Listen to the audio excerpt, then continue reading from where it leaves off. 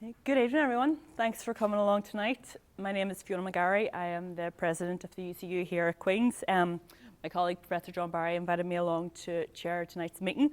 Professor John Barry, he's from the School of HAP here, History, Anthropology, Politics and Philosophy. And we're also expecting our colleague, Patrick Mulholland, another veteran trade unionist. I've actually heard the door. It'd be interesting if that was him now. Nope. And then online, we're also joined by Mr. David Gibney. I can't see the screen, but I know he's there. Say hi, Dave. Hi.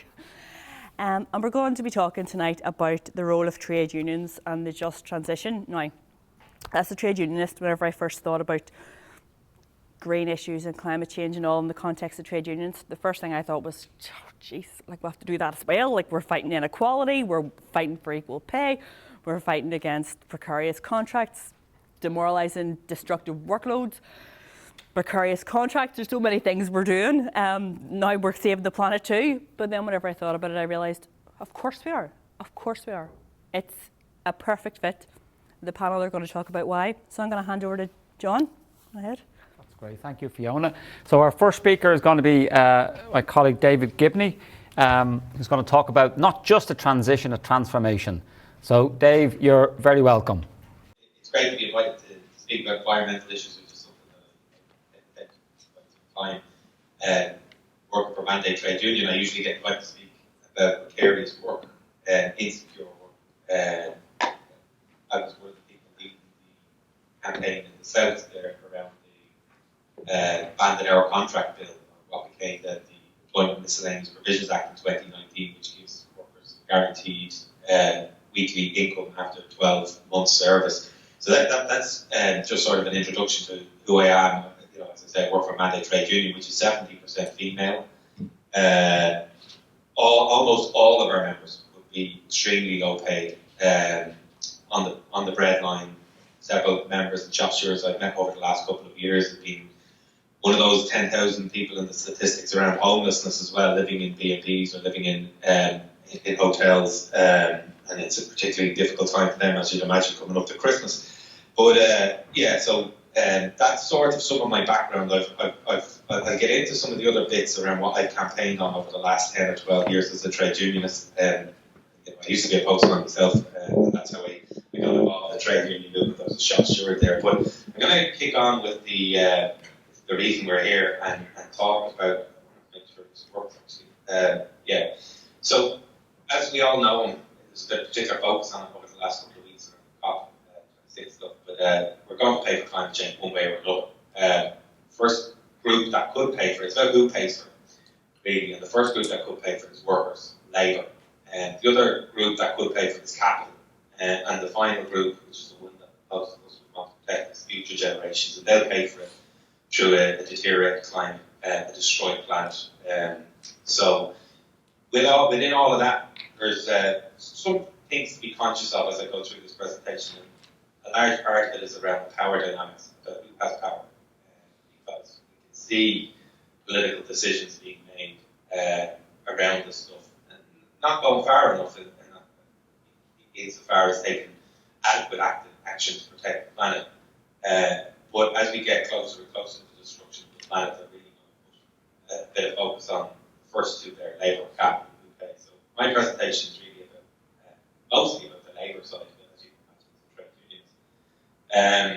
And in terms of can workers pay the price? First of all, I'm going to qualify this as well by saying that most of my stuff is based in the South, and the trade union doesn't have members in the North, so just bear with me around some of that stuff. But be knowledgeable that Northern Ireland is probably the most comparable when it comes to low pay within the United Kingdom. Since the others there are most equivalent to the South.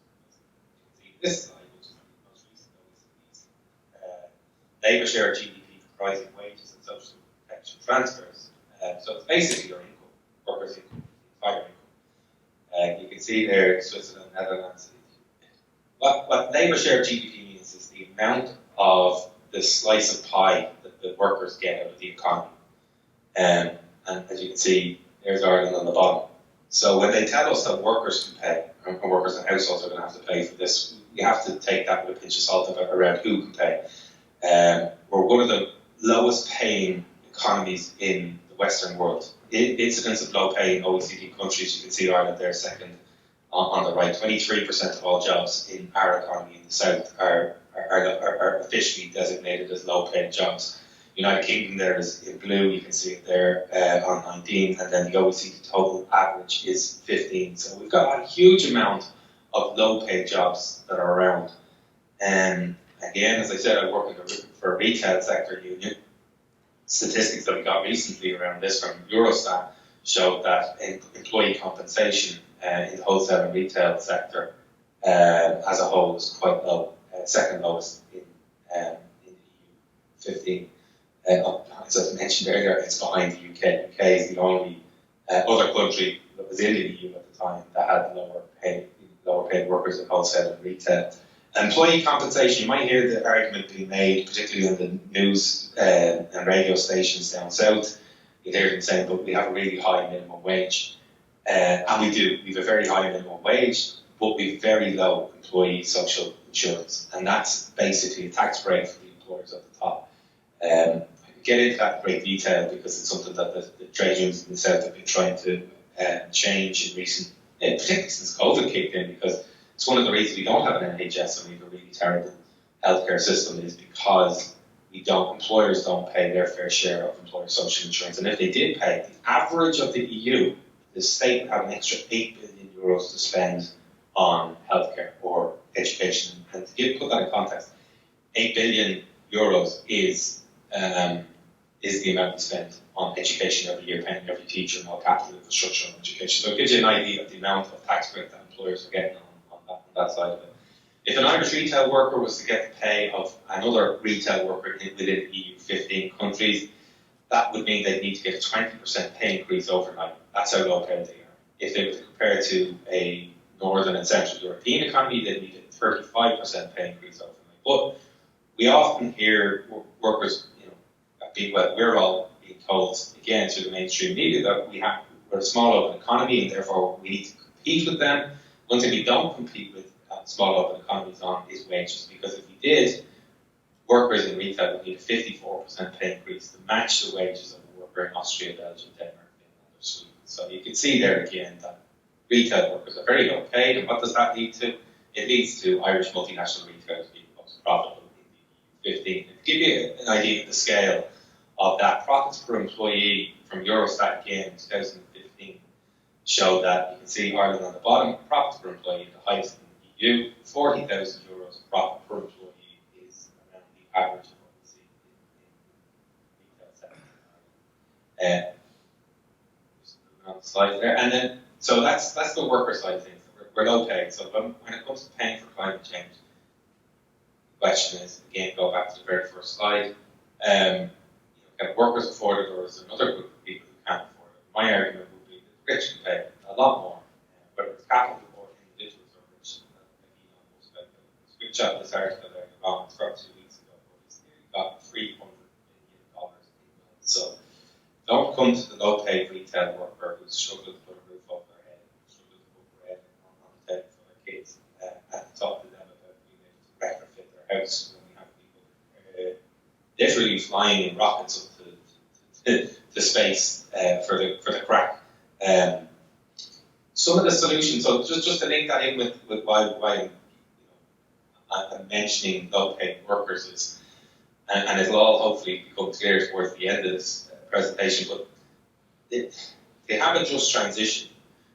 There are solutions and options that are available, and one of them that will keep getting trotted out is the carbon tax as the best and most suitable option around this stuff. Now, I'm not in favour of a carbon tax on households. I am in favour of a carbon tax, and I was one of the campaigners back in 2010, 11, 12 in Australia who campaigned for a carbon tax over there.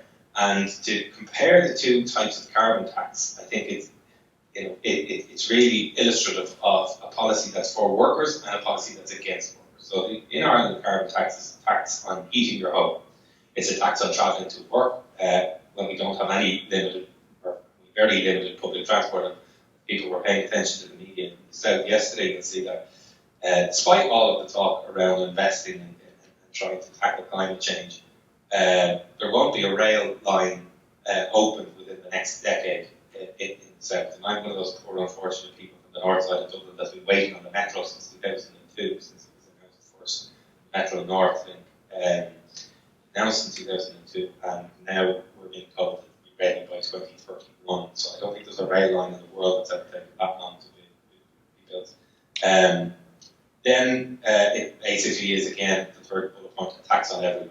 Whereas the Australian carbon tax was a really, really innovative tax that was not just about tackling climate change, it was also about redistributing wealth. I'll explain it a little bit. So it was actually the Labour government in Australia that brought in the carbon tax in 2012, I think it was.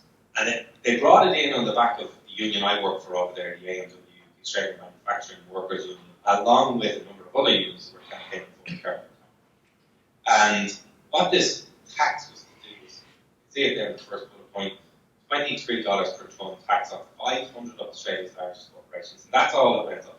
500 of Australia's largest corporations. It wasn't on households, it was just on those corporations. Steel manufacturing, cars manufacturing, a whole range of big ticket items, coal plants. And the way they were planning on initially raising $3 billion from the first year of it. They did actually raise about $3 billion from it. And the first component, they broke the fund into three. One element of the fund, the first part was compensation for trade exposed industry. So effectively, if you were a manufacturer of, say, Ford cars, you did everything you could to cut back on your emissions. And there was nothing further you could do. You pay your carbon tax, but you get it refunded to you. Because there's nothing further you can do. But the second one is compensation for low-income households. You used to pay tax in Australia at $6,000. That's when the income tax threshold kicked in. They edged that up to $18,000. So effectively, it was a tax cut for the benefit of the lowest paid households. But they also gave money to pensioners and people on social welfare. So they were using $1 billion for that, specifically for that. And then the final third of the funding was for of the money raised was funding for green technology, and that was why our union was really arguing for this. We had 100,000 members in the manufacturing sector. They were all looking at losing their jobs on the back of what was going on. We were making the argument that welders, for instance, in a manufacturing plant can easily transfer their skills into wind turbines or manufacturing green technology of any sort, solar panels, whatever. So we were looking for that fund to help transition people into those types of industries, and it worked. I wrote an article recently. I haven't looked at it today, actually, I should have. But from memory, carbon in the industries that were impacted went down by about 8 or 9% within a year. So it had a huge impact. But then, unfortunately, the Tory government got in. Tony Abbott, climate change denier, and he constructed the entire plan. And this is why it's important, and I'll get to this at the end, this is why it's important to have trade unions heavily involved and much more powerfully involved in the debate around this stuff because of the democracies that we live in.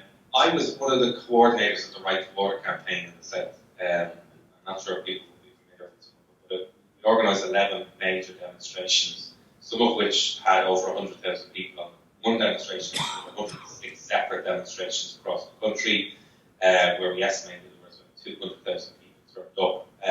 And even one of the biggest ones we had, that one there is from August 20th, that picture is from August 29th, and the whole of O'Connell Street was full of people. We had a number of them on O'Connell Street. But we even had one midweek, 10th of December, International Human Rights Day, and 80,000 people turned up on Wednesday in the pissing rain in Dublin, up on the wall.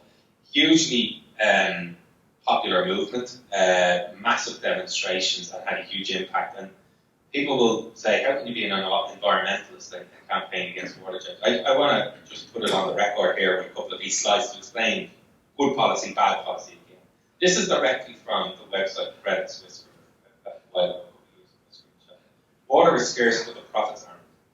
Water is a focus for those in the know about global strategic commodities. As with oil, the supply is finite, but demand is growing by leaps, and unlike oil, there is no return. That's directly from Credit Suisse, encouraging people to invest in water services, just came about at the same time as the Irish government was trying to implement water charges. If you don't believe me, that there think there's some big conspiracy, go to watermeetsmoney.com, because they have a conference every single year. I update this slide every year when I'm talking to people. Next year's Global Water Summit is in Madrid in Spain. And again, it's all of the big players, Thames Water, Severn Trent, all these guys will be over there along with Veolia, all talking about how they can maximise profits from water. When the UK privatised its water system in 1989, you can see there the blue lines, or the blue lines going up is the average water bill, and the black line is the consumer price index, basically. And so you can see, on average, water prices go up at double the price of every other commodity in the economy. But then the question is, who uses our water? And despite all of the attention that we still get around households should pay water charges, we need the households are the ones that are profligate with their water and wasting. When you look at how our water system is structured and who uses, industry uses 77%. And in industry, we're talking about agriculture as well as, we get to it in a minute, data centres and other types of industries that are out there. Domestic users of water in the Republic of Ireland is about 23%, but industry is 77%. And the year that they brought in water charges, what did they do? They reduced the cost for industry, and because they assumed that they were more money out of domestic goods. But specifically, where does our water go? 50% of it is leaked. So instead of spending the €2 billion that they spent on setting up Irish Water on fixing the leaks, they could have spent $2 billion fixing the leaks, but instead they spent it on installing water meters, so they make this profit-driven output across the state. So again, leakage is 50%, industry 38%, and then domestic users 12%. Now, even in Irish Water's own figures, they said that the maximum that they would expect that people to reduce from bringing in water charges, the maximum they would expect is about 6% reduction. So 6% reduction of about 12%, less than a percent. So all of that money, that €2 billion was spent to reduce a fraction of a percent in terms of the usage of water, instead of going after where the big problem lies, both leakage in the industry. And of course, it told us people are using too much water in Ireland, so the figures, again, Irish Water's own figures. Irish Water said 54, in the south, your average person uses 54,000 litres. Whereas in the UK, who's had water charges in since the early 90s, like 80s, 68,000. So we use 25% less water than countries with water charges. So why would they bring in this stuff in? And instead of doing what they should have done, which was to tackle the polluters, data centres. We've seen in the last couple of months, and again, I hope people are familiar with this, but the amount of data centres that are opening up down south, it is phenomenal. Whether you're talking about water, which I'll just put in the figures here, one data centre in the south is using more water than the entire town of Dundalk, 40,000 litres of water. One data centre.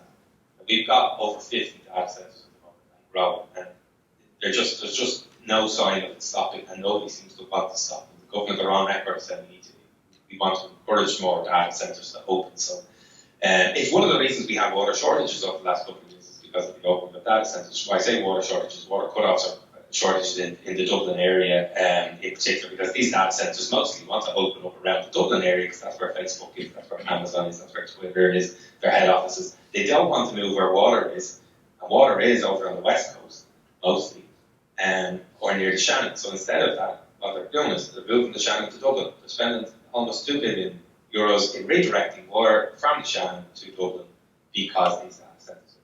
I think there's better ways we could spend our money than redirecting the river to Dublin. And again, another one is bottled water companies. They don't pay a penny for the water that they use. There's no abstraction charges in the centre. The issue we've raised through the whole campaign. You can, at Ballygown, Rick Vick, the owner of Ballygown, the float on the London Stock Exchange, make huge profits, and use the profits that they make here, by the way, to open up the water companies over in Brazil a couple of years ago. But they don't pay a penny for the water they abstract from the ground, nothing. And when the government was talking about bringing in abstraction charges, and they paid with the legislation last year, just so happened that the limit that they had, 2 million litres of water per day, was less than any bottled water company or any data centre uses in a day anyway. So there wasn't a single data centre or bottled water company that was going to have to pay a penny when the government was bringing in abstraction charges. So again, if if you're a granny trying to have a bath on a Saturday night, they want to charge you for it. But if you're a bottled water extracting 2 million litres of water per day, nothing, not a penny. And again, data centres, I could have talked about the electricity stuff. We're expecting blackouts this winter as a result of the data centres. I think there was a presentation we joined to Rockers recently where we said that 70% of our electricity will be going into data centres by 2030 potentially. It would be somewhere between 30% and 70% of our electricity will be data centres. Of course, the national herd is an awkward conversation to have with farmers, but that's why just transition is so important. I'll get into just transition stuff in a few minutes, but as we know, beef and dairy farmers, that's not the farmers, but the beef and dairy industries, we have, and then finally airlines. How is it that we have a carbon tax on households? Yet within the EU, airlines don't pay anything on their airline fuel. So you see there, top 10 carbon emitters in Europe, Ryanair entered that number a couple of years ago. The others, I think, are all coal-fired power plants or something. So Ryanair, the first, we should be very proud of them in Ireland, first one to come into that. But then they go and tell us that they're all about climate change and protecting the environment. So adjust Ireland, what would it look like? It can't be another Devon-style redundancy package where we just pay over money to people and basically make them retire. It has to be about a proper transition, giving them decent jobs to continue working in. Because there's mental health impacts associated with that. That's certain things around redundancy. So we really need to make sure that it's a proper just transition, particularly in the Midland area in the south. But what has to come with it is universal basic services. So we need an NHS-style healthcare system. Again, you might have heard stuff in the media recently. We're nearly 2 years into a pandemic and still no increase, none, in our intensive care unit capacity. So we really, really need proper investment in healthcare, as well as housing 10,000 homeless people, as I mentioned. Education, childcare, transport, food and water security, and then energy and broadband. And the energy, broadband, and food and water security stuff comes to the next point, which is about encouraging non-profit enterprises and state ownership. There's certain things that should never be put into the private market. And we can see the impact of the privatisation of the water services in the UK, especially in recent weeks. So we need to learn the lessons from what's happened there. When they privatised water in Paris, water prices went up by 268% before Paris had to remunicipalise it. And these remunicipalisations, these renationalisations of water and other governments are happening around Europe all the time, and it's costing a fortune. And we can get into CETA, we won't, but if CETA gets in, you can't renationalise anything. That's it. But it's really important that we encourage non-profit enterprises, especially cooperatives and state ownership. And then on this next point, tax capital and/or enable workers within the larger share of the economy so that we pay for tax and climate change. I'm in favour of the and, so tax capital and enable workers within a larger share. And I'm going to get into that. That's the gist of main gist of my presentation is about democratising the workplace, to have a just transition. It's so important to encourage people to adopt climate change. Action. So I want to see a Fair Work Act in the South and in the North. I want to see 3 elements to that. One is to make it easier to join the trade union. Second is to make it easier to collectively bargain. And the third is to make it easier to take industrial action. I'm going to talk around each of them for a second. So in terms of making it easier for people to join trade unions, right to access. As a trade union organiser over in Australia, I had the right, a legal right, to fax any company anywhere in Australia and turn up the next day and to be given a room to talk to the workers about a number of items. First of all, collective bargaining, but I could also do inspections. I could do health and safety inspections as a trade union organiser, and I could do workplace rights compliance inspections as well. And it gave great insight into what was happening on the ground. It meant that there was less abuse of workers. They could turn up anywhere. It didn't have to be unionised employment. It could be just a random Starbucks or whatever, and they'd have to provide me a room to talk to workers. We need that type of entitlement in Ireland, across the because it holds employers to account. There's huge amounts of money being lost to rogue employers in Ireland at the moment from wage theft. Collective bargaining rights right now in the south, you used to have stronger collective bargaining rights in the north, but collective bargaining rights in the south are completely absent. There's none. We do not have any collective bargaining rights. Nobody has. America has collective bargaining rights. Australia has. The UK has. The whole of Europe has. Ireland has no collective bargaining rights. What that means is workers, when they come together, even if 100% of our workforce says we want to collectively bargain, we have no right to collectively bargain, and we need that change. I don't want to talk through all of the stuff, because first we cover most of it, but anti-victimization and unfair dismissal change, and of course better trade union deduction, and source the right to act. The example I always give to people is, because it was one of the few cross-EU strikes that we saw in recent years. But remember the Ryanair strike a few years ago? The pilots were all going on strike. What was a real eye-opener for me was when the German pilots issued a notice to their customers in Germany to say, we're giving you 24-hour notice that we'll be taking industrial action tomorrow. And they didn't have to do that, because they'd go on strike immediately. In the south, and I believe in the north as well, you need to give 7 days notice to take industrial action. And that 7 days notice is 7 days that the employer can intimidate workers into not taking action. Workers need the ability to seek more hours. I spoke at the very start about banded hour contract legislation, which we've won in the south. And we encourage people who are in the ground there to get active and try and get that legislation implemented in the north. This is very, very important. And our members have sing praises all the time, because their employer, if they took industrial action, used to be able to reduce their hours from 40 hours per week down to 15 hours per week, and nothing could be done about it, because it's a component of 0 hour or low hour contracts that these type of actions can take place. So, but on top of that, you need workers to be able to seek more hours when they want them, to help them get out of the poverty trap. State supports are constantly going into employers who are, again, rogue, employers that refuse to collectively bargain. There should be no state support for any employer that doesn't recognise a worker's right, human right, to collectively bargain and to be represented by a trade union of their choice. And again, training and education, and ban both self-employment. I'm going to wrap up quickly, because I know I'm probably well over time, but this chart shows us the wages. Again, going back to the start, what I raised at the start, wages as a proportion of the economy. Wages as a share of GDP declined faster in Ireland than in any other country in the OECD, except for, I think it's Mexico. We have the second lowest wages as a share of GDP, or second or third lowest out of all of those countries. You can see there as well, in the United Kingdom, it declined fairly rapidly too.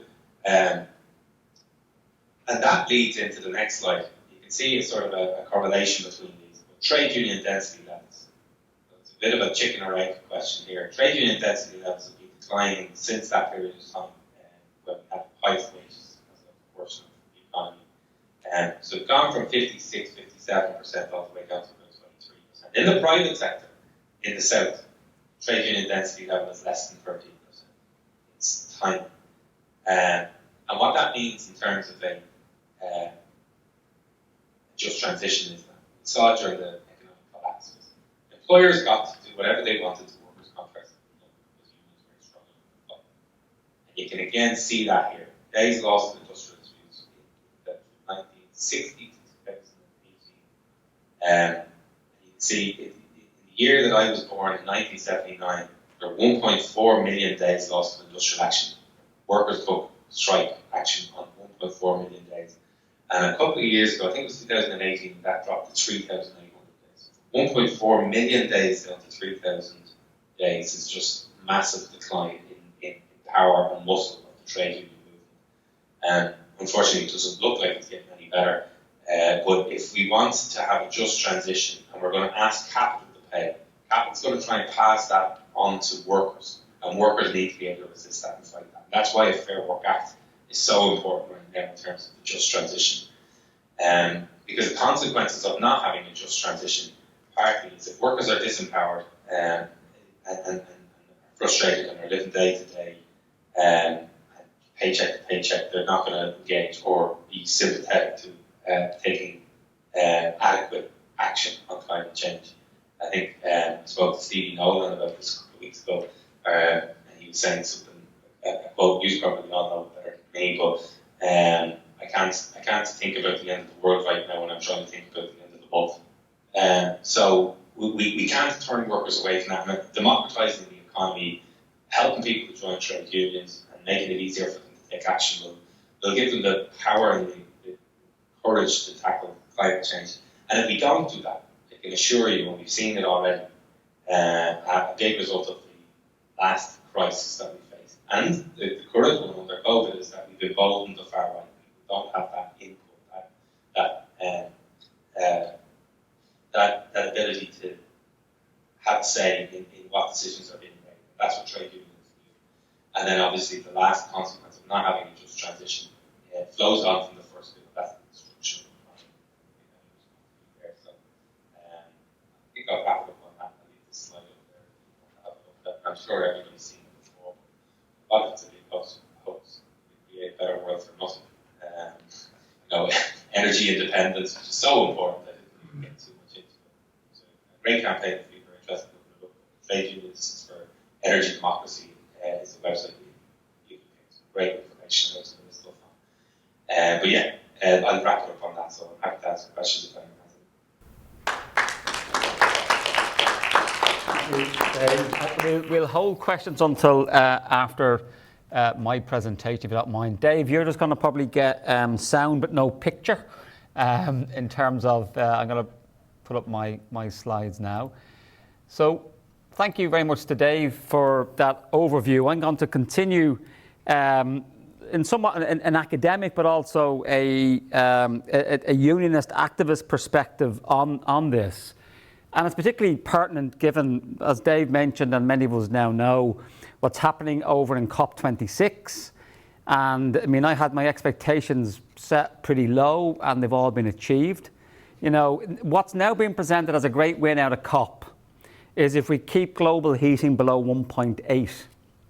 In 2015, in the Paris Agreement, it was 1.5.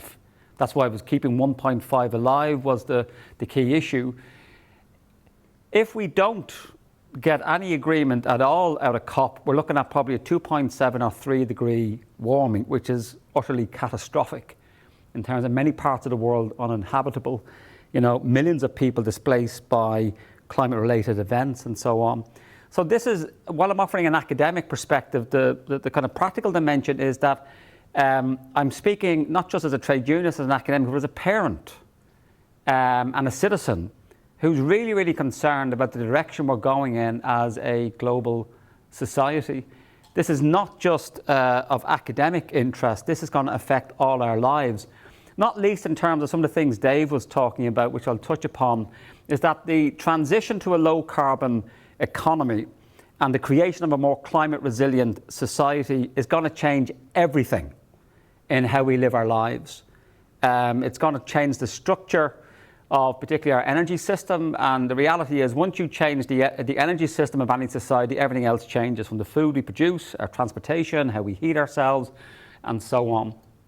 So very much in the same vein as David, I'm going to talk about should we be viewing what we're facing as a transition or as a more radical transformation, and particularly, and this will be of no surprise for those who heard me speak before, not least my poor students, which I'm very delighted to see you here tonight. You're going over and beyond listening to me.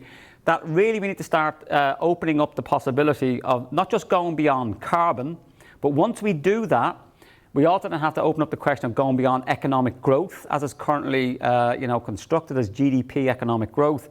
And that inevitably, in terms of a logical sequence, requires us then to open up the possibility of going beyond capitalism. So you go beyond carbon, which I think everybody agrees with. Going beyond growth, I'm not too sure. Everybody knows what that means and we'd be a bit scared about it. Going beyond capitalism, of course, then is where you lose a lot of people, but I'm going to propose that that's where we have to go.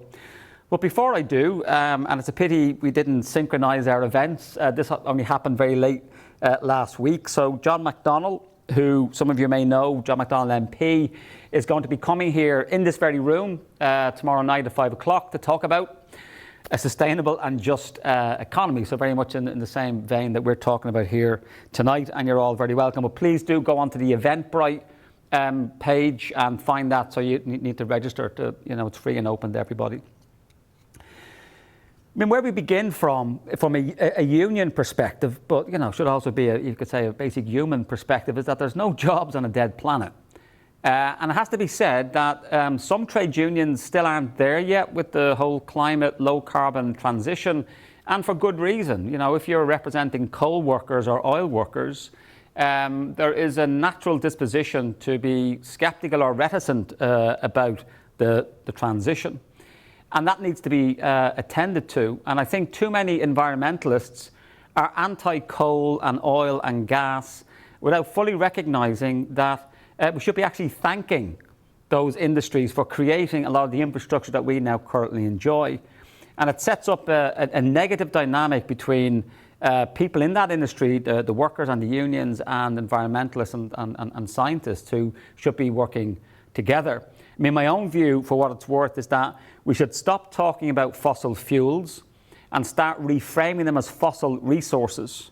The problem with coal, oil and gas isn't necessarily with the substance themselves, although there are issues in terms of pollution and often the human rights abuses that go with the extraction of the resource. But actually, can we find non-energy uses for oil in particular? And to me, that's where research needs to be done. And, we're not doing that research here at Queen's or anywhere else. I know there is some research going on in Germany. But basically, how can we use those workers and still, to some degree, extract perhaps that resource, but now not use it to burn, to create electricity or energy? That's the problem. Can we find non-energy, non-climate damaging uses for these resources? Which is why I think we need to start talking about them as fossil resources rather than fossil fuels. This is a lovely book for those of you who are kind of new to this area, written by former Irish President Mary Robinson, former UN Commissioner for Refugees. And the book, you can see there yourselves, on climate justice. And what's good about the book is that it's stories from the field. So it's not an academic, it's not very heavy policy. It's people in Vietnam, parts of Africa, South America, just telling their frontline stories of what it's like to live in a climate chaotic world from their perspective. And the quote there, she says is that, is that issue of recognizing that an unjust transition would be where we just simply say, that's it, coal, oil and gas, goodbye, and we just leave those workers in particular stranded. A just transition is that nobody's left behind, is that we include retraining, compensation packages. But I'm going to propose that a just transition should absolutely include those issues of retraining, or indeed, as it happened in Spain. I mean, Spain has closed all its coal mines just over a year now, and they allowed their workers at 55 to retire early. For those who didn't want that, they were given retraining packages. Some of them were given entrepreneurial, training packages as well to open up a business and so forth. So it's a really interesting example of a just transition. Now, it cost a lot of money, and that's a big issue. Where's the money going to come from? We're talking about a big capital spend in terms of this low carbon transition. So just like Dave, I'm obviously a supporter of the idea of a just transition, but I will put out some more, I suppose, critical comments about perhaps it's too reformist in its ambition. And just to remind you, in case you didn't know, the whole just transition concept comes from the trade union movement, particularly in America in the 1970s. So it actually is a trade union concept in its origins. And we have other affiliated ideas and strategies like the Green New Deal, which I'm not a particular fan of, even though it's used quite a bit in policy circles and academia, because it's very American-centric. You have to understand the 1930s Roosevelt New Deal in the 1930s in America to understand what the New Deal is. When you're talking to ordinary people, you said Green New Deal is that new decade, new approach, what got the assembly back up and running here last year.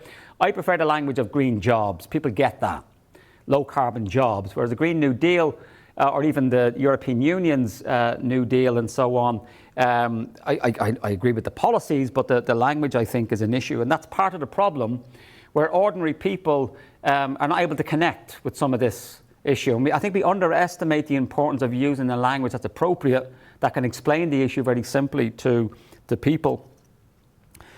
But this is the tension. Is it just a greening of business as usual, a kind of Keynesian, social democratic, what I would call greening of the status quo? So we are just going to use the energy transition to continue with the current basic social and economic structure, what I would call, and probably one of my better titled articles, biofueling the Hummer. So we just take out the dirty coal, oil and gas, we stick in clean green energy, but the system doesn't change, as in the economic system, relationships of ownership and control, and so on. Or, is it basically that we want a green capitalism? And that's an issue that I find quite amazing, that many people, it's almost like you farted in a room when you even mention capitalism. People automatically are made uncomfortable. It is simply a description of the economic system that we live in. And I would say that you can be a supporter of it, but let's call it capitalism. And say, okay, you're a supporter, I have a lot of problems with it. And I think it's reached a point now where it's actually suboptimal. It's kind of similar to fossil fuels. Useful up to a point, and we should thank and be grateful for all that we've achieved with fossil fuels. Same with capitalism. And there are certain parts of our economy that probably would work okay in a free market context. I think things like children's toys, for example, Ciara, were fine.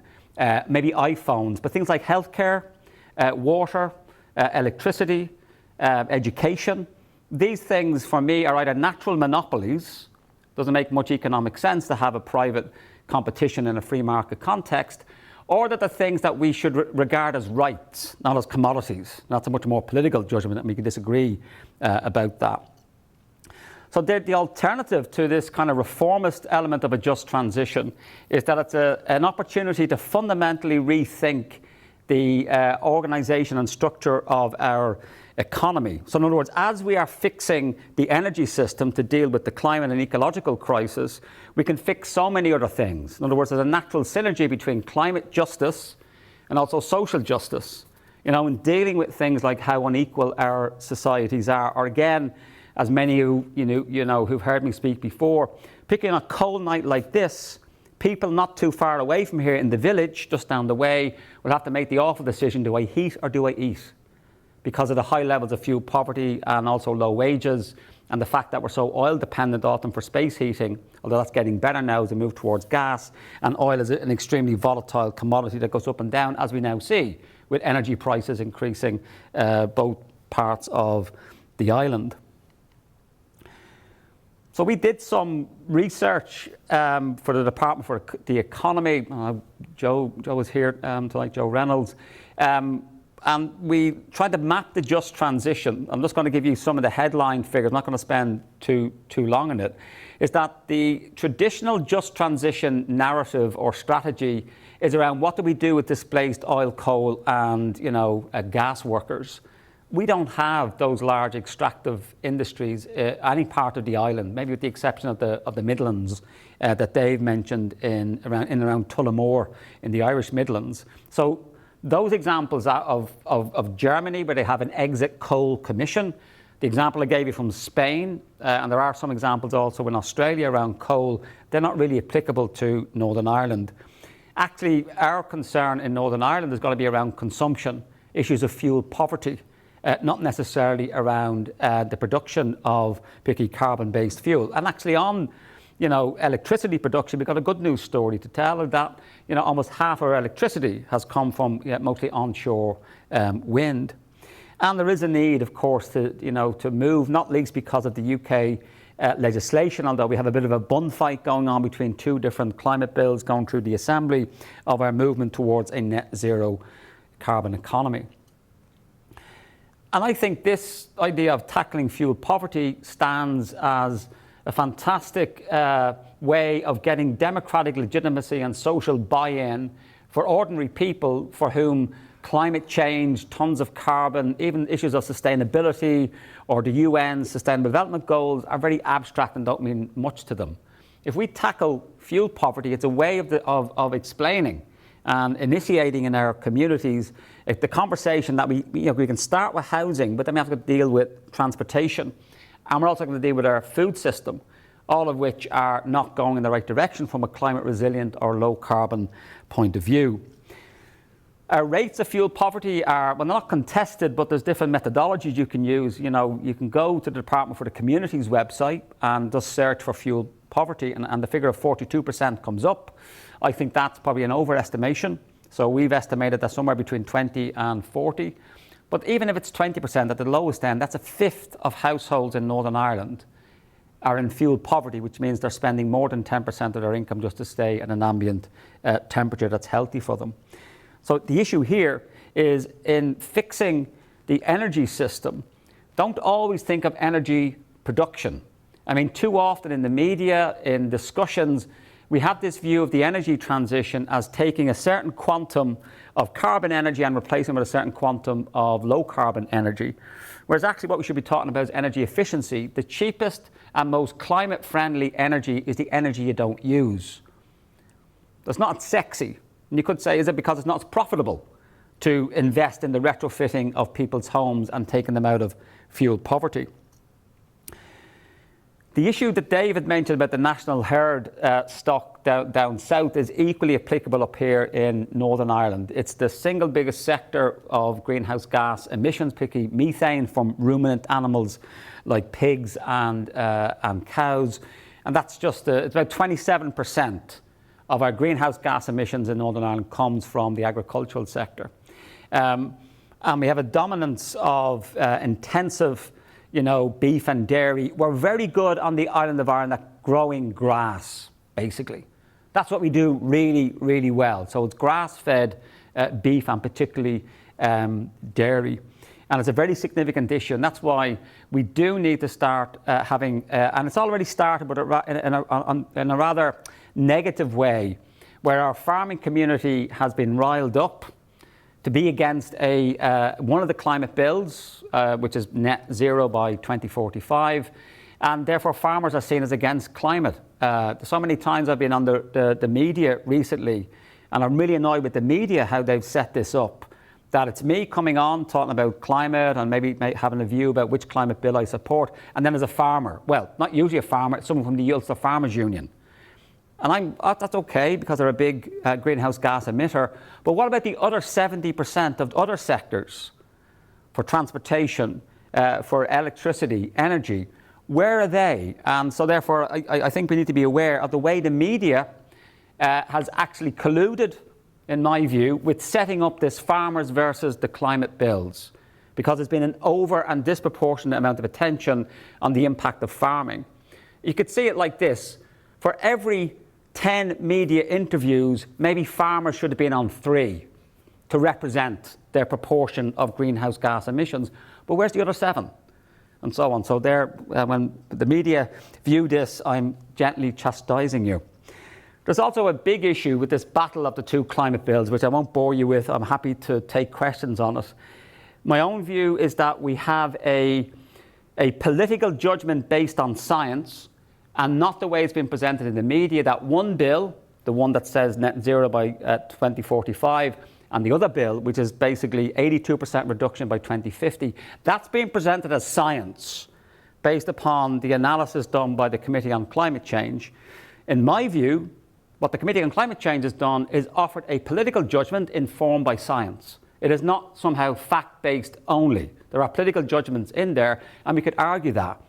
So it's not one that's scientifically based versus one that's somehow political and naive and utopian. They're both based on the similar analysis of the science, just making different political judgments and so on.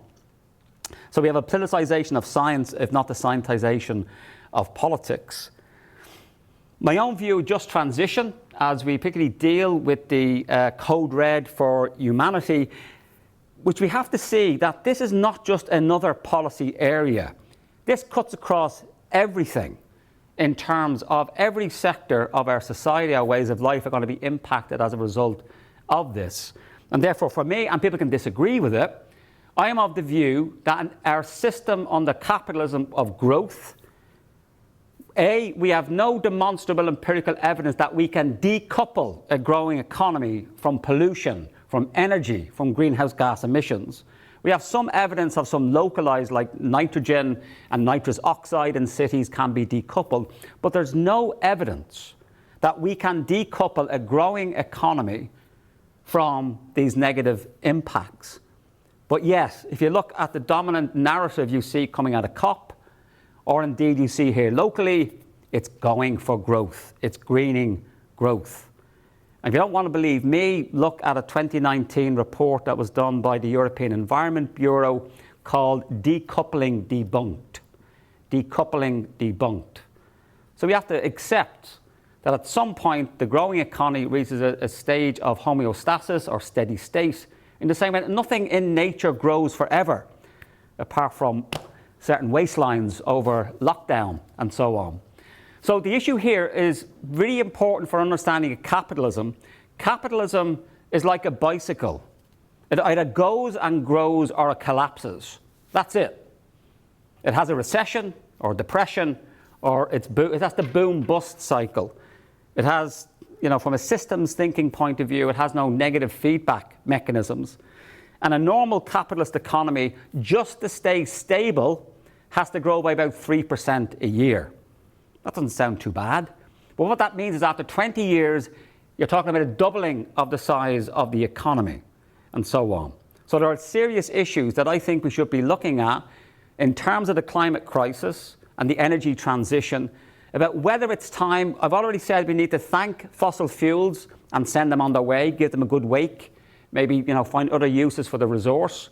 I think we should also thank capitalism and growth itself. Up to a point, these things are good.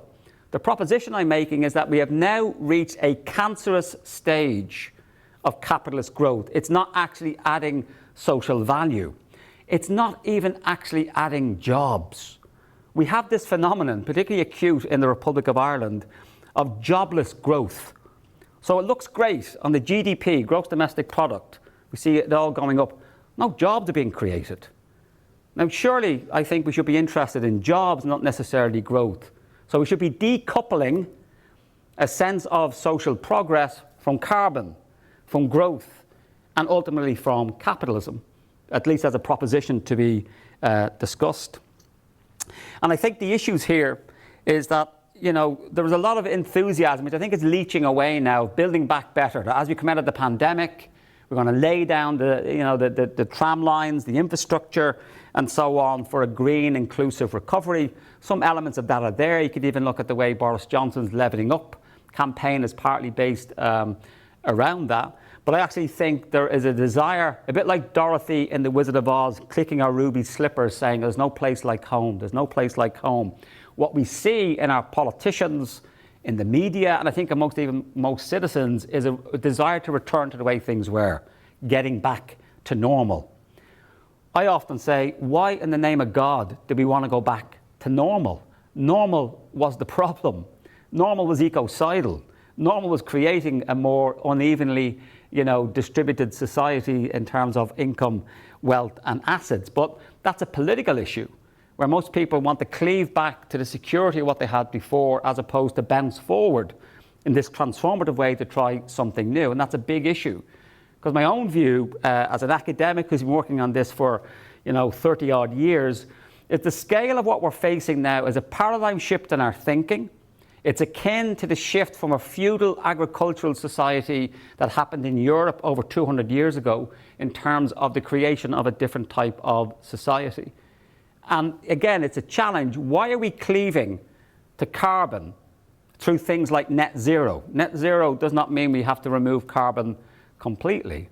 And I understand that it's going to take decades for this transition, but particularly why the cleaving and the holding on to growth when we have the evidence that it's actually now suboptimal. There are other objectives in the society we should be attending to. But then the big issue, the structure of our economy in terms of a capitalist organisation, is it actually delivering for everybody and equally?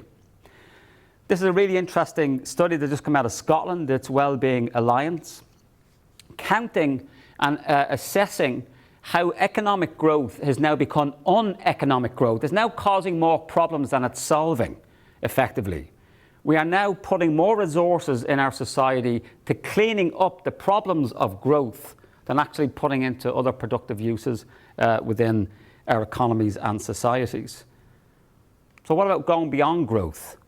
And again, this is not necessarily part of the just transition concept. I'm giving it an interpretation. It's an opportunity to say, well, okay, if we're going to be going to just transition and moving beyond carbon, why not throw this into the mix as well in terms of some of the issues to discuss? And particularly around, this is analysis coming from the OECD, the Organization of Cooperation and Economic Development, not a particularly radical organization based in Paris, but they've come up with a dashboard. And they've got a really interesting website where you can log on, go to your country of choice, and they have 9 indicators. Growth is there. So the issue here is not to be anti-growth, but why is it the only or main thing that prioritizes itself and therefore everything else follows from it? What about these other issues of human flourishing, mental health, and so on, the cohesiveness of our societies, which we can measure now? So why aren't these counted as part of what we're doing in society? And it really is about seeing a shift away from our current, what Naomi Klein would call the dig and gig economy, an extractivist linear economy that's now socially irrational, ecologically ignorant, and causing lots of social and other problems, to the care and repair economy. We're going to have to repair quite a lot of the damaged natural systems that we have, but also caring for each other in many respects. And maybe it's about moving from growth-intensive-led development towards a jobs-rich, sustainable form of production. And this is an interesting analysis done, it's a couple of years now, 2009, by the New Economics Foundation. Again, seeing the just transition and the energy transition as opening up an opportunity to talk about bigger issues which we haven't talked about in society in quite some time. But my view is, unless we talk about these things, we will not manage to rise to the challenge and opportunities of the planetary crisis. We limp along. That greening business as usual simply will not do, empirically, politically, and particularly in terms of social inclusion. So the New Economics Foundation analysed which jobs in society are socially useful in terms of what they come up with a metric of social value, which of course people can criticise. What they found is bankers destroy £7 of social value for every pound in value they generate. That's not a particularly good return on investment. That's bankers. Whereas parents in childcare, for every £1 they're paid, they generate between £7 and £9.50 in terms, again, social value. So it's again going beyond the simple profit bottom line to include the full social value of these activities. Advertising executives, boo. They destroy £11 of social value for every £1 that they generate. Tax accountants are the worst, particularly because they enable very rich, high-wealth people to avoid paying taxes. They destroy £47 of social value for every £1 that they generate. Now, these, of course, are contested, but I do think it is something that perhaps in the pandemic we may have got a glimpse of. Why is it that the most valuable key workers that we all clapped for in our health service, in our retail sector, that lifted the bins, that kept the lights on, they're often paid lower than somebody pressing a screen in the City of London making currency exchanges? What's with that? I'm sure they would have valued the clap, but I'm sure they would like a decent pay rise and so on. So again, this is about under-capitalism, the mismatch between what's well-rewarded jobs, very high income, high wealth, high status, and actually the social value they generate can actually be destructive. That's not something most of us, we probably maybe intuitively get that sense of how we are. And it's quite a radical proposition that we're not valuing those who are key workers. It did annoy me during the lockdown when you often got business groups coming on the media saying, oh, the economy is closed down. No, it wasn't. The economy was reduced to its core functions that a society needs to sustain itself. And I would like to think that people have recognised that key workers are paid often low wages, they're very precariously employed, yet we are all seeing them for what the valuable work that it is they do. Yet it doesn't get recognised in the income. Never mind the fact that the unpaid work of women has for generations gone unrecognised in our official economic statistics.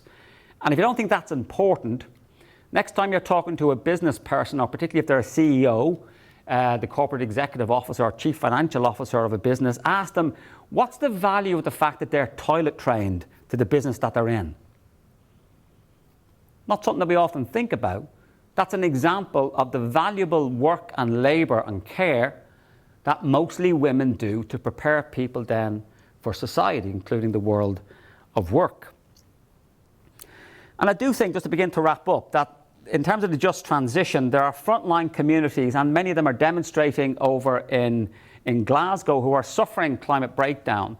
They're also suffering from extractivist forms of mining, particularly for things like electric cars, which I'll talk about in a moment. I don't think electric cars are going to be our solution alone. Well, I do believe, and I do own an electric car, and I think hydrogen buses and so on. But there are issues to be considered in terms of the mining of the rare earth metals, often in parts of Africa under horrendous human rights conditions. So we can't put all our faith, I don't think, in electric cars.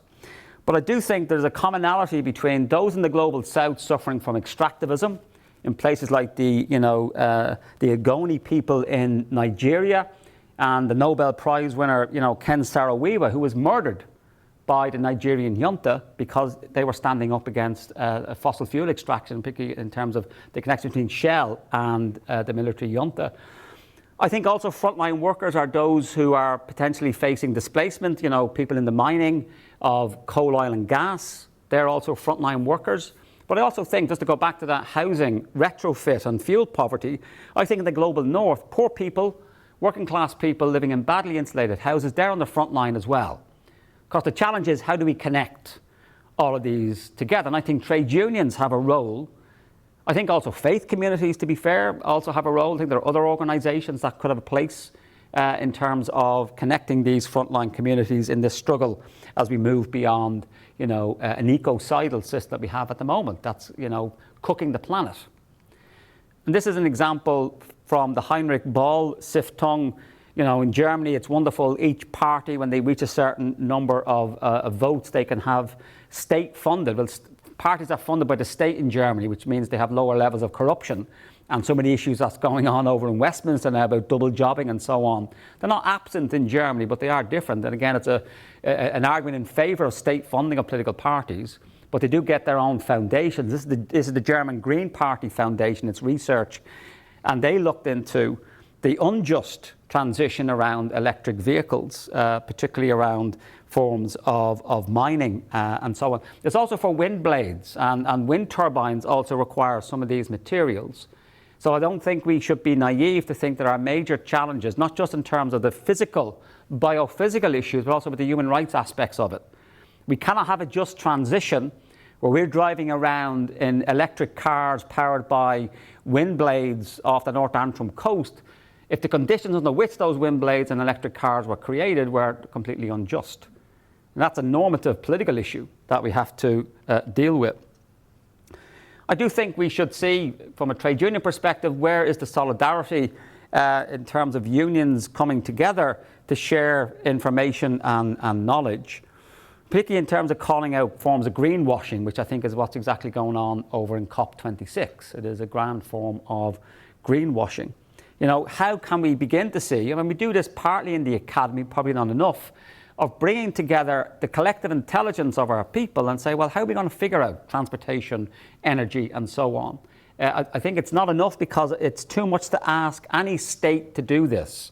The state ain't going to save us. It hasn't got the capacity. This is much, much bigger than the state.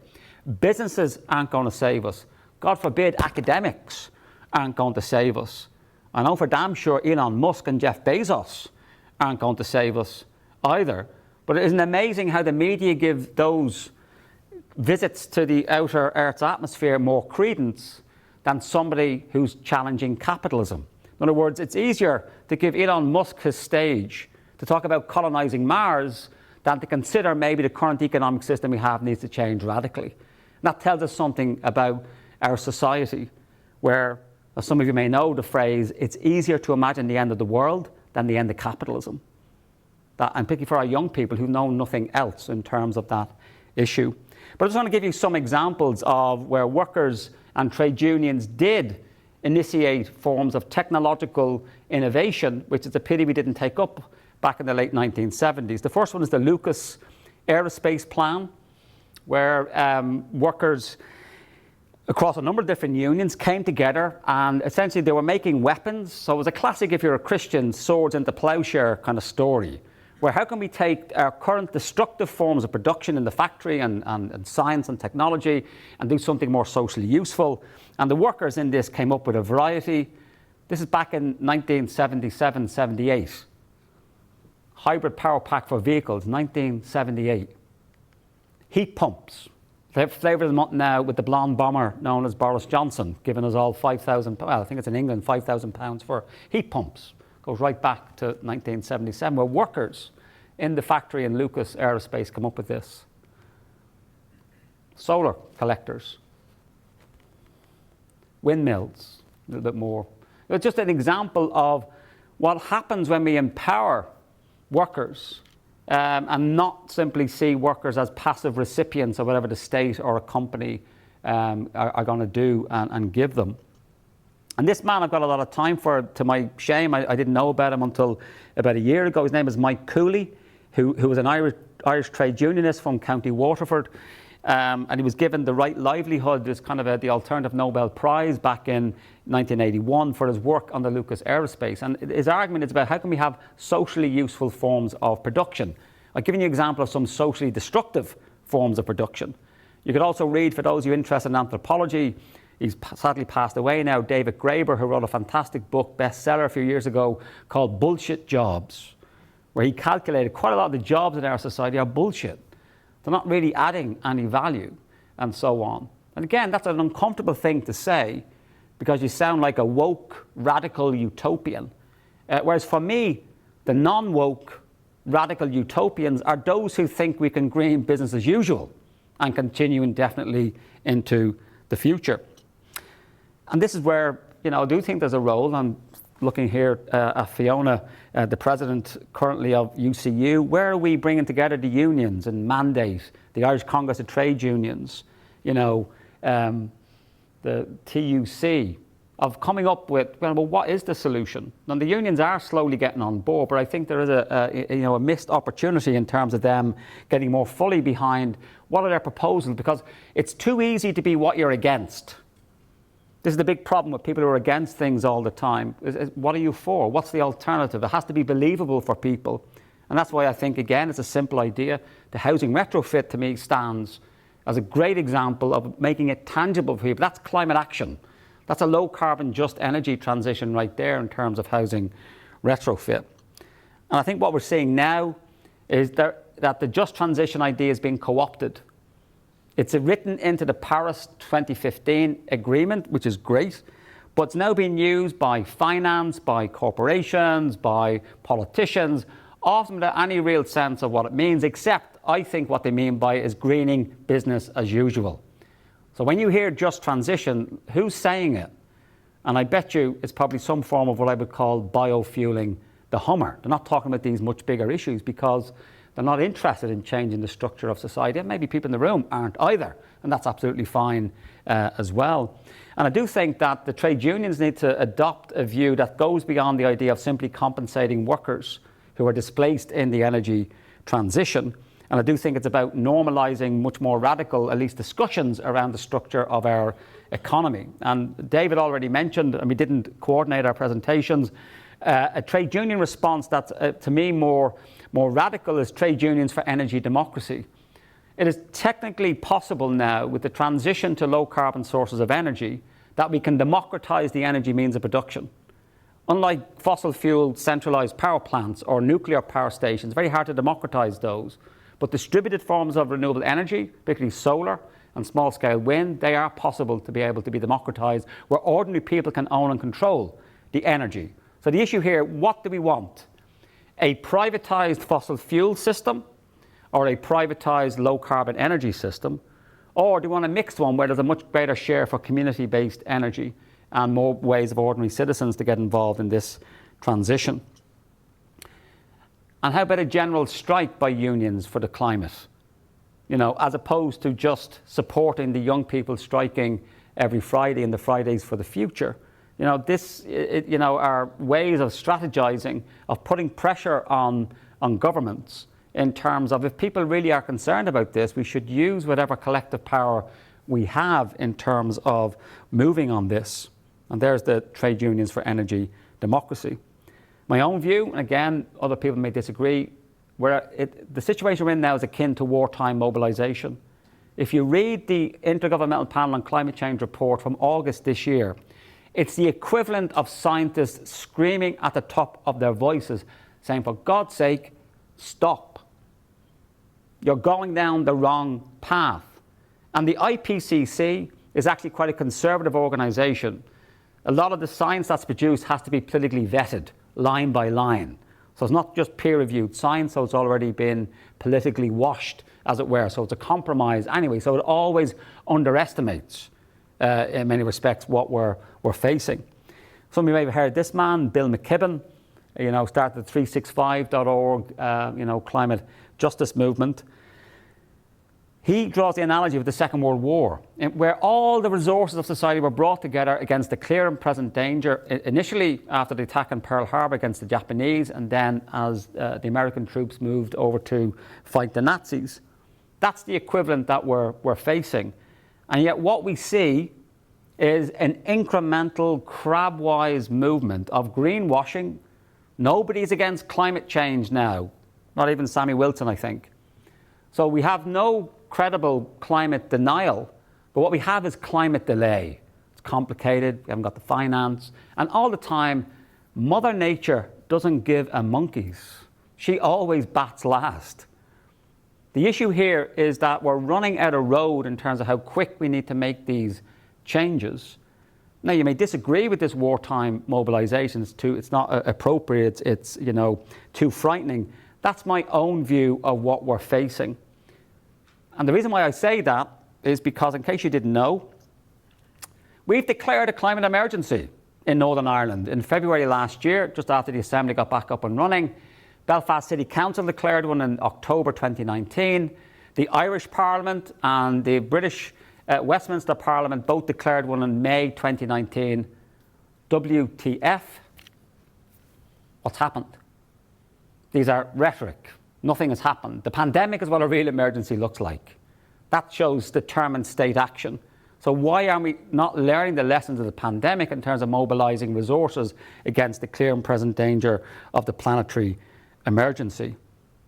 These are just a selection of headlines from British newspapers when the IPCC report came out. This is code red. I mean, what more do we need? We don't need any more science. I mean, we could be the first species in the universe to accurately document our own demise. We know what we're doing, and yet we're refusing to do it. Well, of course, who's the we?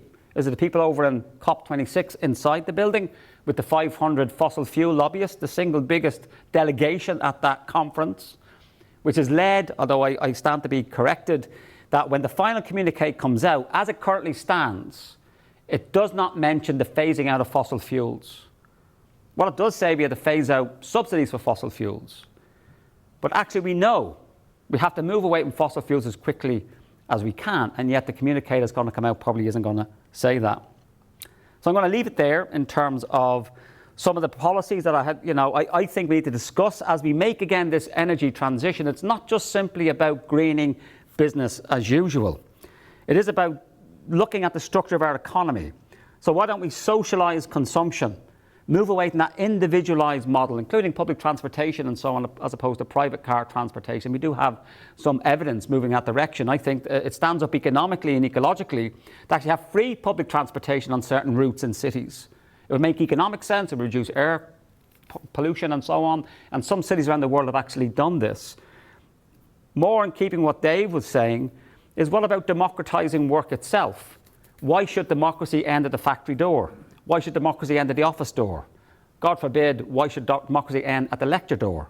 Why is it we live in democracies, yet for most of our lives in the world of work, we're living in despotisms, non-democratic, hierarchically arranged places.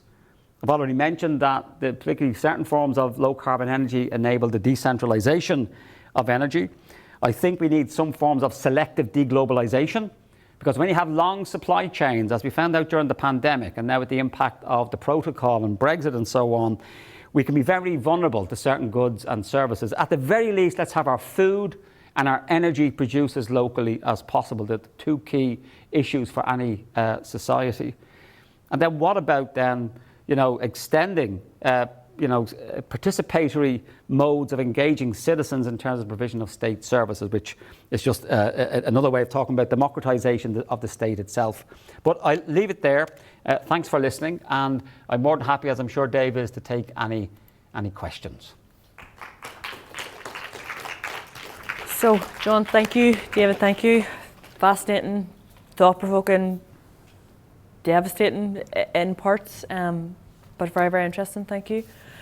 So, questions, anybody? Stunned into silence, no. I understand. I could frame it as a question. Okay. And if you're insisting on questions. Questions or comments?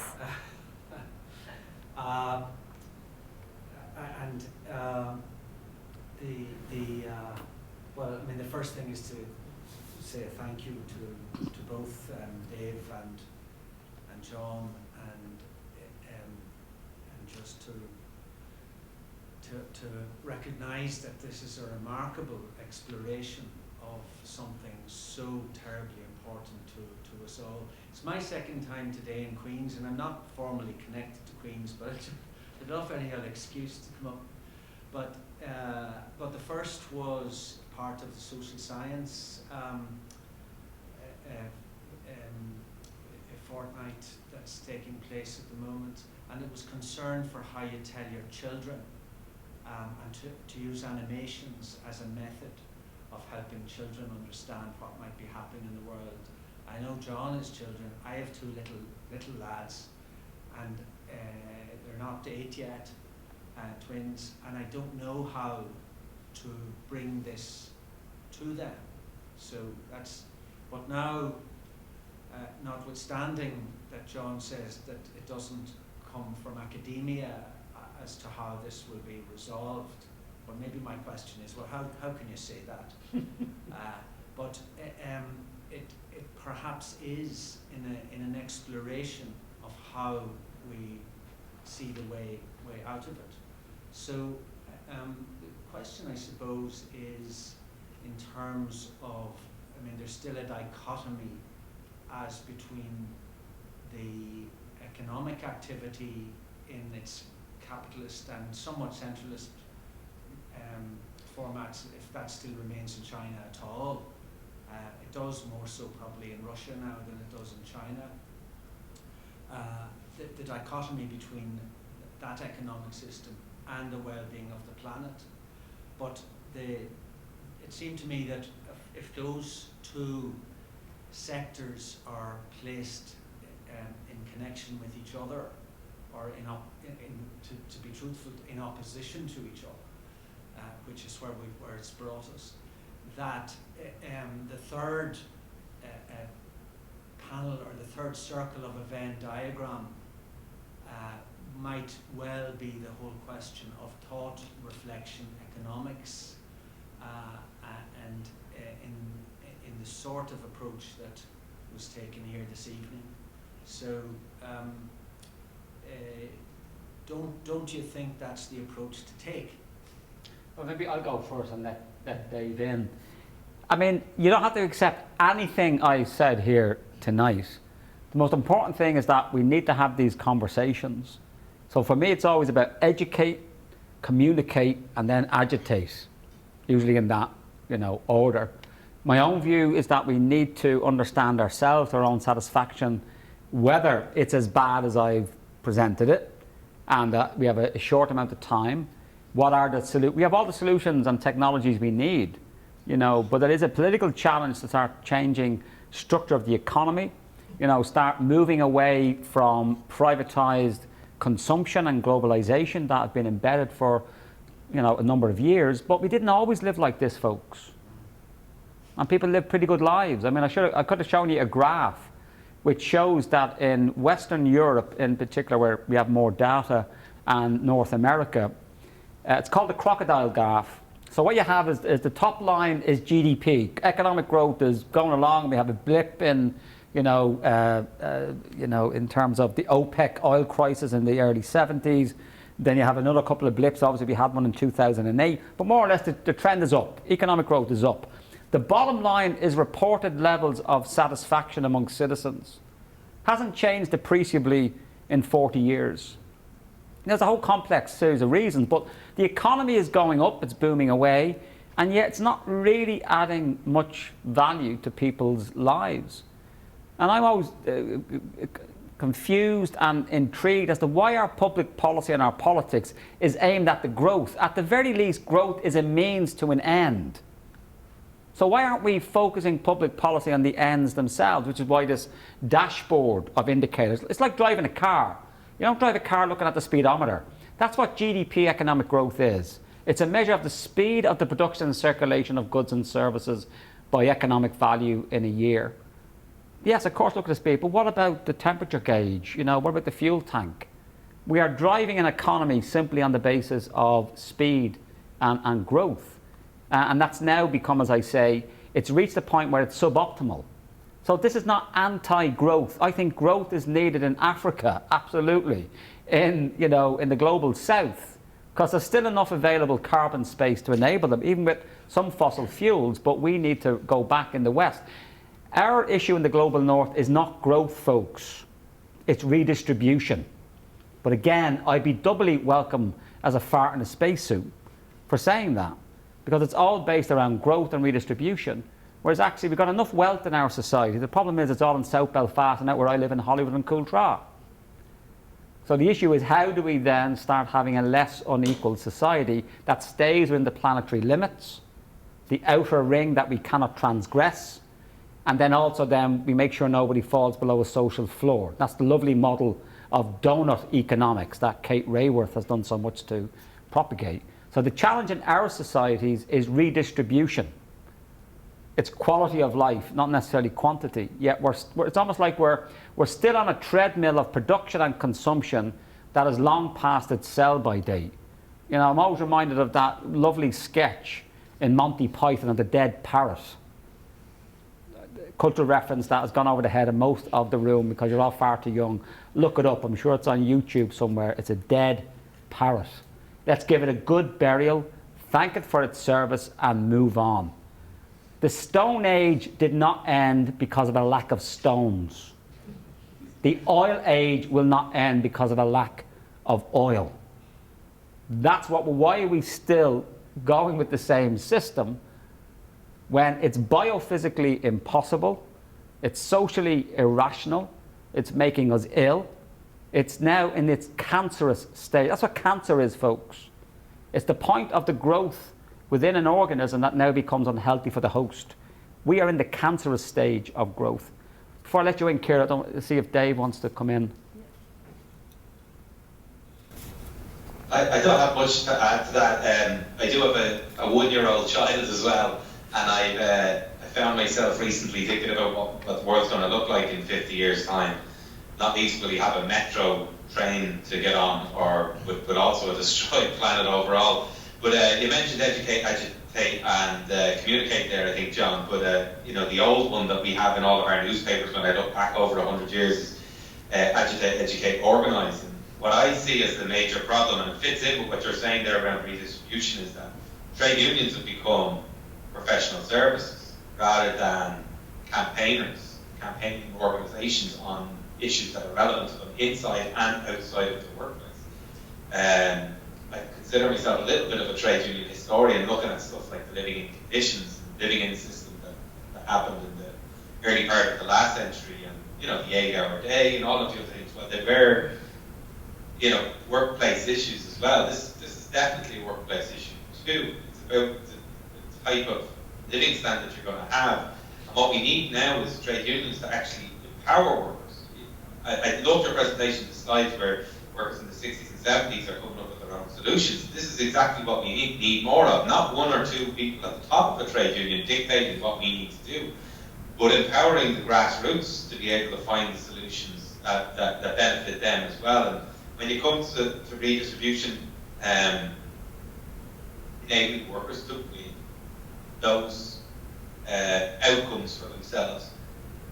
Means, like, one of the things I was trying to get across in my presentation was if you enable workers to do this, then to be able to take industrial action, to be able to win a larger slice of the pie, that provides the state with resources to be able to retrofit every household in the country, because there's nothing to stop us from retrofitting every household in the country in a very quick fashion. You'd know more about it than I would, John, but we can easily get bonds, 100-year bonds, retrofit every household under the it's almost like an investment for future generations who are going to be living in these houses anyway. So let inflation eat away at those bonds. Let the next generation live on a sustainable planet. And the only thing that's stopping us from doing it is ourselves, and ourselves not being organised. So that's all I'd say. We really need to get ourselves organised as workers in the trade union movement, but as a society as well.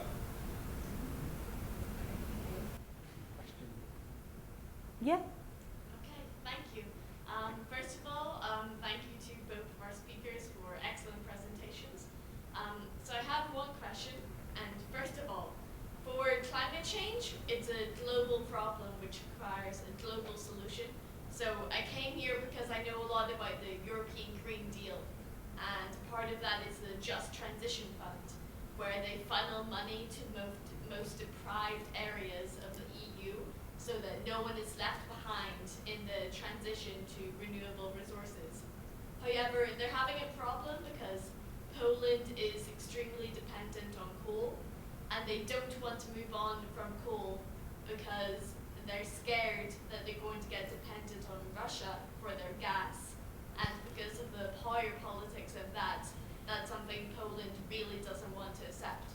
So my question here is, how can we encourage coal-dependent countries to move on to renewable resources when the realpolitik of international relations says that they shouldn't?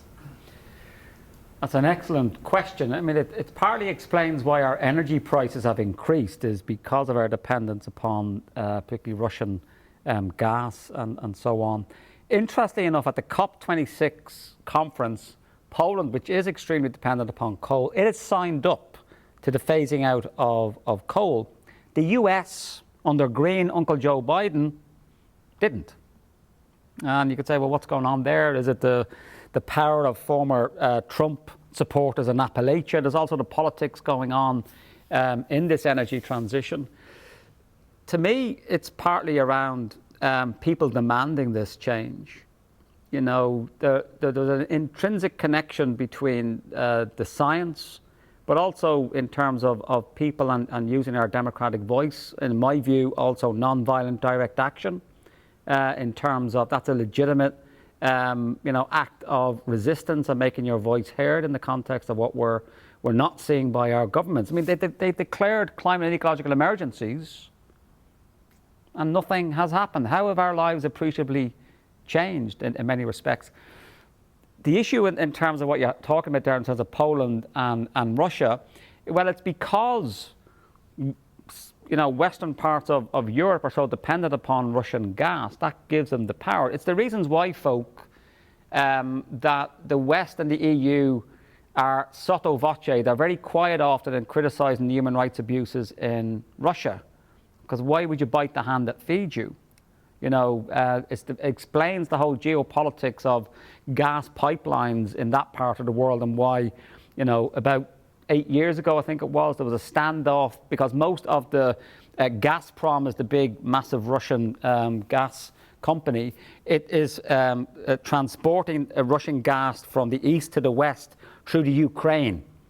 And there was a standoff between Russia and Ukraine basically turned off the taps. And actually people died in southern parts of Europe because they couldn't get it. That's the power. When you're a net fossil fuel importer, you're extremely vulnerable on this issue. So if nothing else, Poland has the capacity to generate its own renewable energy sources. But again, even before we get there, we should be talking about energy reduction, conservation, efficiency. And we've almost completely forgotten about that could save quite a lot of energy in terms of what we need to do.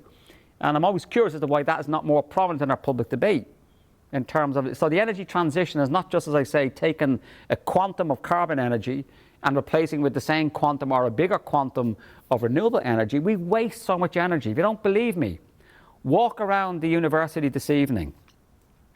We're supposed to be smart people in the academy, and look at how many lights are going to be on. Now, I have to be honest and say some of my colleagues may be working very hard this hour of the night. Probably not. Why aren't we instituting, like this particular building is a good example, or sorry, this particular lecture theatre, that whenever there's sensors that detects when people are here, then the lights come on. You know, that's what I mean by energy conservation in terms of putting into place, you know, technology, and it's something that many people don't appreciate, is that our energy future is going to be the integration of information communications technology together with renewable energy systems in terms of, you know, how we manage the, and there's lots of jobs available, lots of investment, lots of innovation required. But I do think quite a lot of what we need, not all of it, could be dealt with in terms of just looking at energy conservation. So it makes sense from a geopolitical point of view to have more of your energy produced domestically. And at least with coal, you could say Poland has a realpolitik reason to depend upon its own coal sources. There's now a signal it's moving away from that. It's going to sign up to, you know, whatever comes out of COP in terms of phasing out coal. And therefore, for the global south, in places like India and other countries, and South Africa, for example, are very heavily dependent upon coal, there has to be the as yet failure of the Western countries who developed using coal, oil and gas. You know, we are everybody calls about, oh, China's the world's biggest greenhouse gas emitter. That is true, but historically, it's not India or China or South Africa. It's America, it's Europe, and so on that are the biggest causes of, you know, what we're currently, you know, seeing in terms of greenhouse gas emissions. The last thing I'd say in terms of realpolitik is not only is it the global south who are already suffering the climate calamity. You know, we often think that, well, we had our first heat wave declared, amber heat warning in Ireland. Whoever thought it? In July, where we issued an amber heat warning, also in the UK, quickly followed then by flash floods in parts of Belfast. This is going to be the pattern that we'll see. It'll be storm surges, sea level rises. Do not buy a house in the Lower Ormer Road. Look at Rivers Agency flood maps just to see where you might want to buy a house. So the countries in the global south have been suffering this for quite some time. But yet, as many of my students know, the West is refusing to accept the extension of refugee protection for people displaced because of extreme weather. You cannot turn up to Belfast George City Airport and say, hi, I'm from Mozambique, we've had a massive hurricane as a result of climate-related events, I can no longer live there, I'm seeking protection. We are not extending that. And you could say that that's partly realpolitik in a negative way, whereas we are already seeing mostly people displaced within their own country, internally displaced people as they're called, but the projections are pretty stark. If you look at the IPCC, they're projecting millions of people that will be climate displaced in the decades ahead. Where are they going to go? Ireland is a pretty good place to be if things get really bad on the climate. We've got a low population density, we're relatively temperate, although that may change if the Gulf Stream cuts off and so on.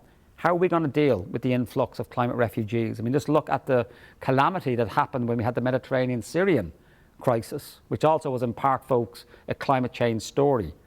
There was a drought in Syria which preceded then, you know, the uprising against the al-Bashir regime. Climate change is now recognized in international relations and even military and analysts as a threat enhancer.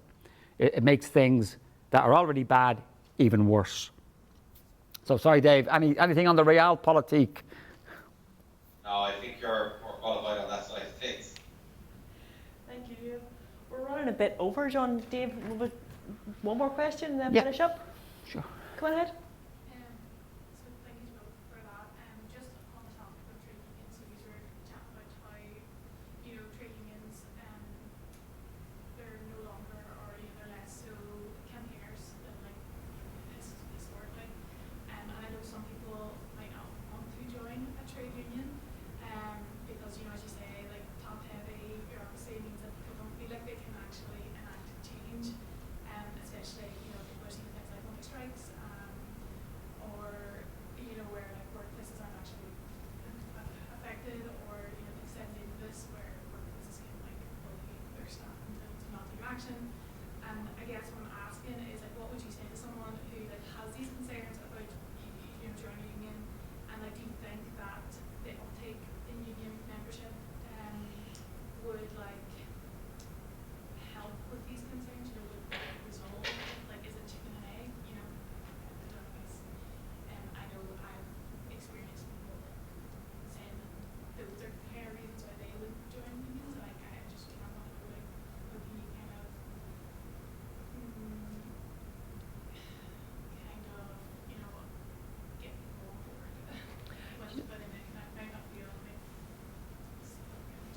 Sure, thank you. Dave, I'm not sure if you heard that, and I'm actually going to go to Dave first. Yeah, so this question was very much around, we have a colleague in the audience who is talking about the fears people have of joining trade unions, the concerns that they may have, you know, organisations nowadays bullying people into not joining trade unions. What would you say to alleviate the fears and to get people to join? Yeah, so we come across that all the time in, because I work, represent workers in retail, so Dunnes Stores, Tesco, Lidl, Aldi, all of the big multinationals who have a really soft, nice face about them, but actually, you know, the example I gave of somebody going on strike and have their hours, or joining the union or going on strike, have their hours cut from 40 hours down to 15. That's a real example. That happened the day after our Dunnes Stores strike in 2015, and they had a campaign of retribution in the whole 110 stores across the country, where not only did they do that, they changed people's hours from working in the mornings to the evenings so that they couldn't manage the childcare facilities. They cut their hours below 19 hours per week so that they couldn't access supplementary social welfare like family income supplement and part-time dole. Spread the hours over 4 or 5 days, means you can, because the social welfare system in the south is antiquated, but it's done on a day-to-day basis. So there's a lot of victimisation, and I had that in the Fair Work Act slide, that we need to really tackle the victimisation that happens, because it's very, very real, and it's very, very scary for people to join trade unions, and particularly then to take action. And here's the thing, like, the penalties for anything are minuscule. I mean, one of the examples I give is that if I was to walk into a bank and rob the bank and walk out with all the money, and the guard catches me, he just says, put that money back. That's what happens when an employer steals money from his worker. There's no penalty instead, no. They're just told to give the money to that worker when that worker has the courage to take a case. Now, you can only go back 6 months for your unpaid wages. You can't go back beyond 6 months. So why is there a limit of 6 months for a worker when if it was the other way around, a worker taking money from his employer, it's completely opposite. But that side of it is very real, and we need very strong anti-victimization clauses, including penalties, proper penalties. I think I heard parts of the question as well around trade union bureaucracy, and absolutely right. This is, again, goes back to my point after the last question, the question before, around becoming more of a service or an insurance company for workers when something goes wrong. I'm talking about workers engaged grassroots all the way up, and every trade union has a rule book, and workers need to look at those rule books, find out what's in them, and utilise that rule book, and force motions through a conference so that the union takes a position. Right now, Mandate Trade Union, my own union, does not have a motion around climate change effectively.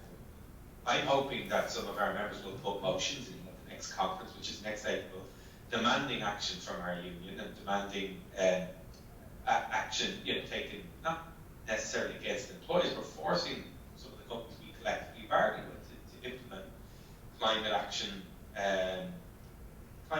within their policies on an annual basis. The amount of waste we see in retail, it's a very simple thing to do that we request Tesco to use less carbon, use less plastic, and stop wrapping your bananas up in plastic. For fuck's sake, they come in around the wrappers themselves, called skin. So but getting back to that point about bureaucracy, again, engage, get involved in your local branch, local council, see trade unions for what they are. They're not a professional service, they're a democratisation of the workplace. John touched on it as well.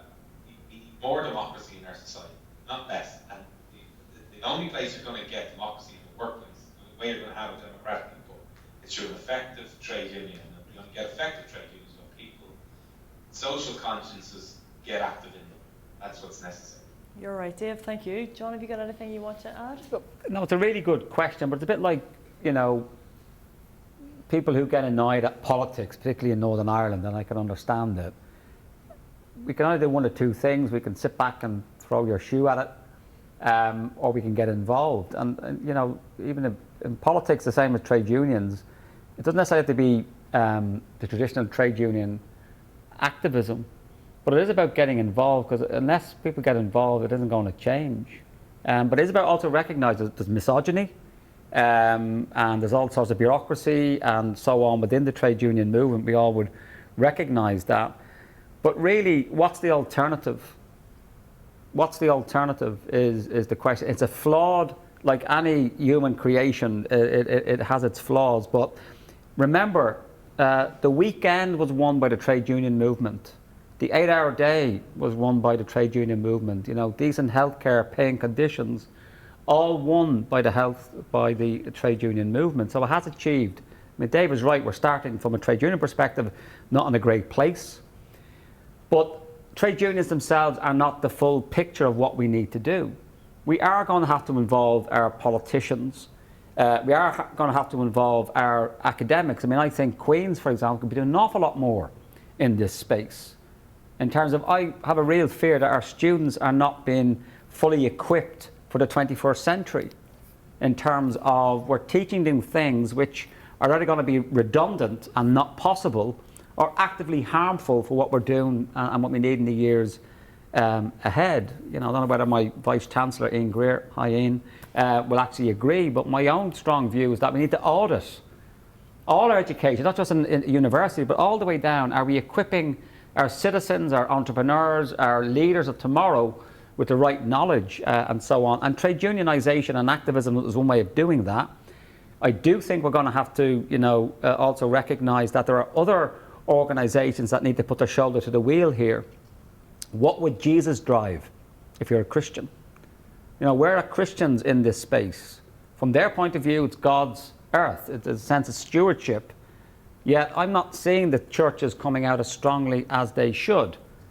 You know, and I speak now as a completely collapsed Catholic, but the good book has some good lines, including, I'll just end on this, is a secular form of, without vision the people perish. What we're lacking at the moment is a vision of what this green, regenerative, low carbon economy looks like. I've offered you the outline that I think with Dave as well, a complementary sense. It's a much more radical, transformed vision than what we have at the moment, which is basically not greening capitalism as we currently know it. That's perfectly a position that people may take. They just want to reform what we have. I just think biophysically it will not work. It may extend for maybe a couple of decades. It's just not going to work empirically. We have to radically change the structure of our economy, move towards things like libraries, you know, public transportation, you know, radically, I think, democratizing our energy system where possible in a mixed economy, but also get back to some fundamental issues if you haven't dealt with in society in maybe 40 years. That certain things in our society, I think, and I think Dave would agree, and maybe some in the audience would agree, some may disagree, things like healthcare, housing, education, these things should not be commodities as they currently are. Now that debate was lost in the 1980s with the rise of neoliberalism and Thatcherism and so on. But guess what? The pandemic has shown us it ain't the free market that saves you, folks. It's the state and the solidarity of people. And that gives me hope. And hope is always generated through activism. It has to be active. Don't be sitting back taking a ticket waiting for the state to save us. That's not going to work. We'll try it maybe and it will fail. It's about people demanding better, collectively trying to figure out. And I think we have to have an honest conversation of saying what we feel as well as what we think. It's with the head, hand and the heart. I mean, it's extraordinary the moment that we're in. It is not going to be solved simply by cognitive, intellectual capacity. We're going to need that. It won't be solved simply by bleeding heart liberal, issues around care and concern, although we need that too. And of course, we need to put this into practice. I mean, again, I was giving you my honest sense as an academic, as a father, as a trade unionist and an activist, is that we need to have these conversations. Whether you agree with anything I've said or Dave said tonight, at least what's the response? If not what we're proposing, well, what is going to work and what's your reasons why? So I'd like to thank you all for coming tonight and giving up your Wednesday evening. Hopefully you come along to see John McDonnell give a much more eloquent outline of what myself and Dave, we're just a warm up back for him.